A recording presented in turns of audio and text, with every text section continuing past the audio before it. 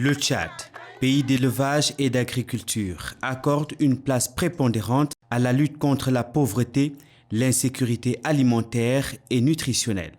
Il fait partie des 4 pays du Sahel, aux côtés du Burkina Faso, du Mali et du Niger, à bénéficier de l'initiative régionale 3 de l'Organisation des Nations Unies pour l'alimentation et l'agriculture FAO, qui consiste à appuyer la contribution de la résilience des populations vulnérables, notamment dans les zones arides en Afrique. Venant en appui au gouvernement tchadien, la FAO contribue à la lutte contre la pauvreté et la faim à travers des actions ciblées dans différents domaines d'action prioritaires dans le cadre de la planification des interventions mises en œuvre sur le terrain en faveur des populations les plus vulnérables à l'insécurité alimentaire et nutritionnelle. La FAO mise beaucoup sur le système d'information national sur la sécurité alimentaire et d'alerte précoce. Ce dispositif est actuellement appuyé financièrement par l'Union européenne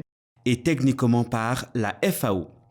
Nous collectons les données sur la sécurité alimentaire et avec la réunion du CRA, le comité régional d'action de la région, tous les 20 du mois, on se réunit, tous les préfets viennent avec leur situation et moi, le point focal, comme je suis animateur du CRA, on fait le procès verbal de la réunion et on envoie au Kazakhstan et aux partenaires centraux.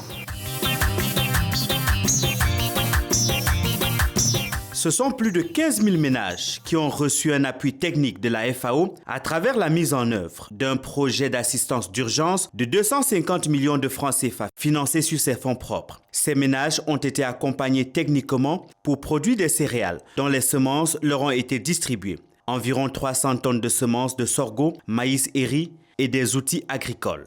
Aussi, près de 4 000 ménages ont été accompagnés grâce à la mise en œuvre d'un projet d'appui financé par la France pour environ 265 millions de francs CFA.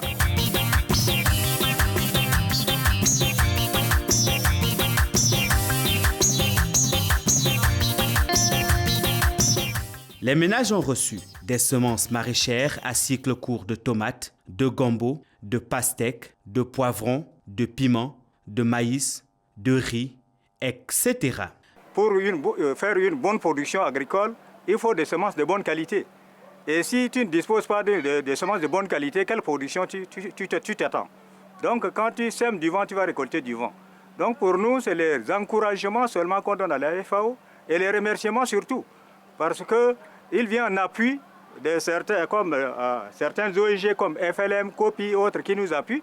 On l'encourage à doubler d'efforts pour nous soutenir dans les années à venir. Face à l'afflux des réfugiés centrafricains et des retournés tchadiens vers les régions du Moyen-Chari, du Mandoul et du Logone oriental et face à l'interruption de la transhumance transfrontalière Tchad-RCA, il y a eu une concentration de cheptels de l'ordre de 2 millions de têtes bloquées au sud du pays, dont la majorité était sous-alimentée et non vaccinée, faisant craindre la propagation d'épizooties.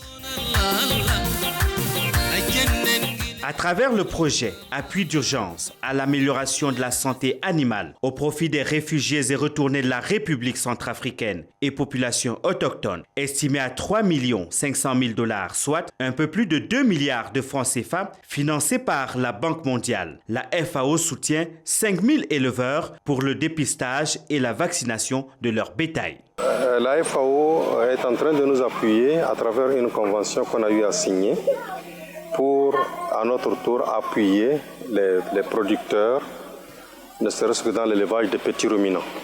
Et à travers toujours la convention, on doit former un certain nombre d'agents communautaires en santé animale pour être auprès de la communauté et puis suivre, identifier tout problème de santé animale qui pourra survenir.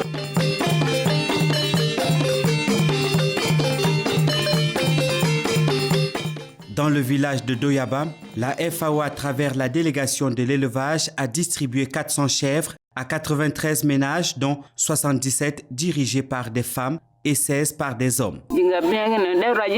Nous sommes très contents d'avoir reçu ces chèvres. Grâce à ce don, nous pouvons subvenir à nos besoins élémentaires comme se nourrir, se vêtir et inscrire nos enfants à l'école.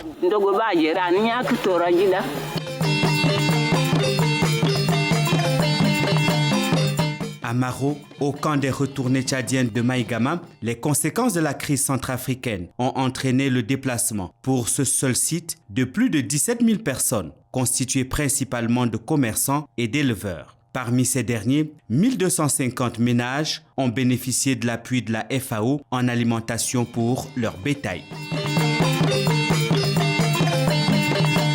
On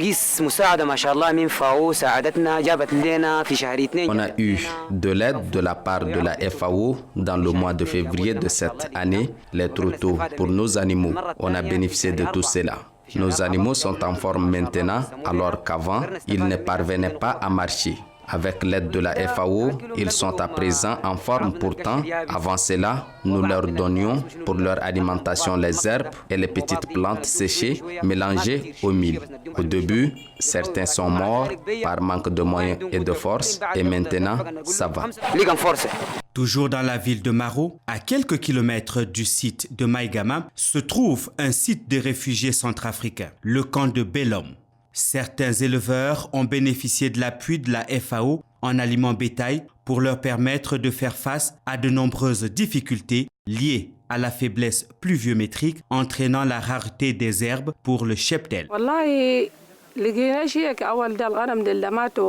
Au début, nous avons perdu beaucoup d'animaux, 25 chèvres, et avec l'aide de la FAO qui nous a donné des médicaments, ils vont très bien pour le moment.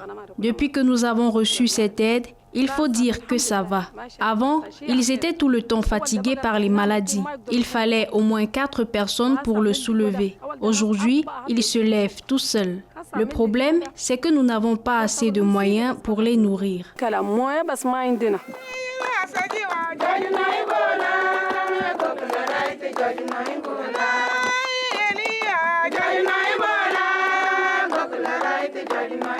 Grâce aux formations offertes par la FAO, à travers le projet régional Renforcement de la contribution des produits forestiers non ligneux PFNL à la sécurité alimentaire en Afrique centrale, financé par la Banque africaine de développement à travers le Fonds des forêts du bassin du Congo, les femmes productrices de différents PFNL tels que le karité, le néré, le nîmes, le moringa ou encore le tamarin ont beaucoup appris en termes d'organisation, de techniques de transformation, de conservation et de protection de plusieurs produits.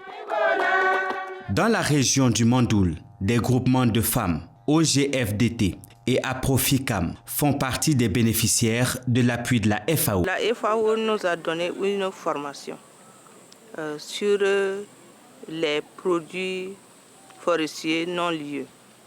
La formation nous a beaucoup aidé parce que la formation nous a tracé une ligne de comment se prendre en charge soi-même quand on a un petit revenu dans nos mains. Et que si on forme un groupe, ce n'est pas à rester bras croisés, mais qu'on s'organise dans des cotisations, dans des collectes, dans des adhésions. À partir de ce moment, notre groupe doit être développé.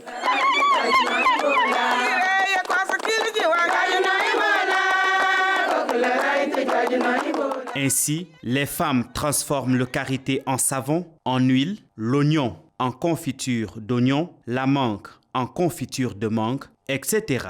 Les revenus de leurs activités les aident principalement à scolariser leurs enfants, payer leurs dépenses médicales et dans certains cas, construire leur maison. Les bénéficiaires se sont dites heureuses et impressionnées par les changements survenus dans leurs activités après les formations initiées par la FAO. Il nous a appuyés à comment faire, à faire nos plans de développement, d'entrepreneuriat.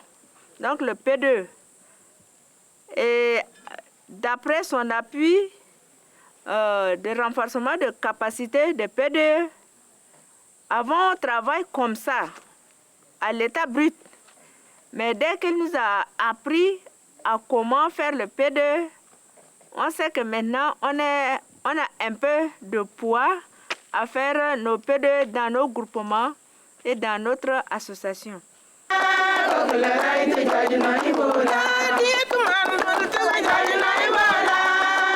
Autre secteur ayant reçu l'appui de la FAO est celui de l'apiculture.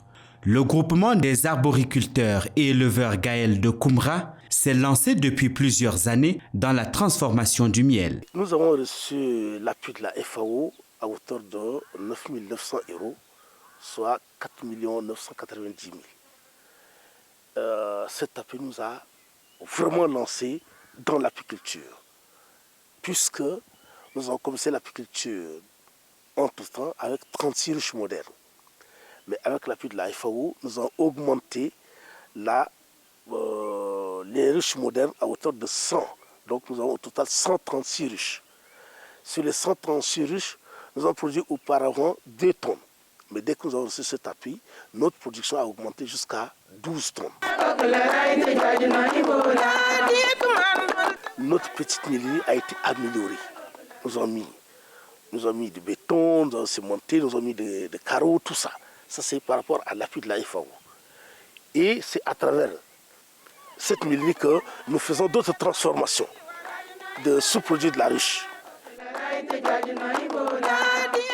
Les porte-tout, fabriqués localement et financés par la FAO, viendront prochainement en appui des populations afin de réduire la pénibilité de leurs tâches et faciliter le rapprochement des champs vers les marchés.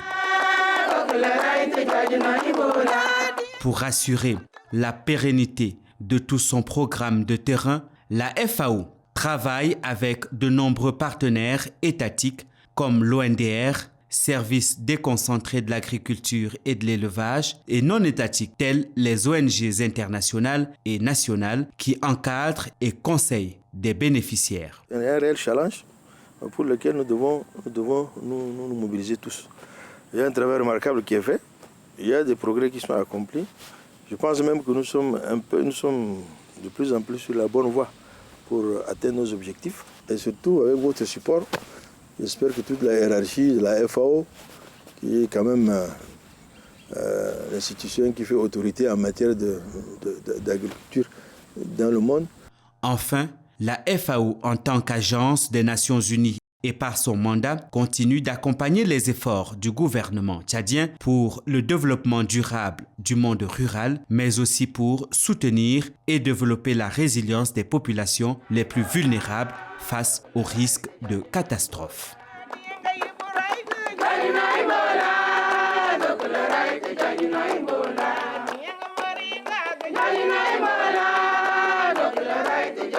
Ebola.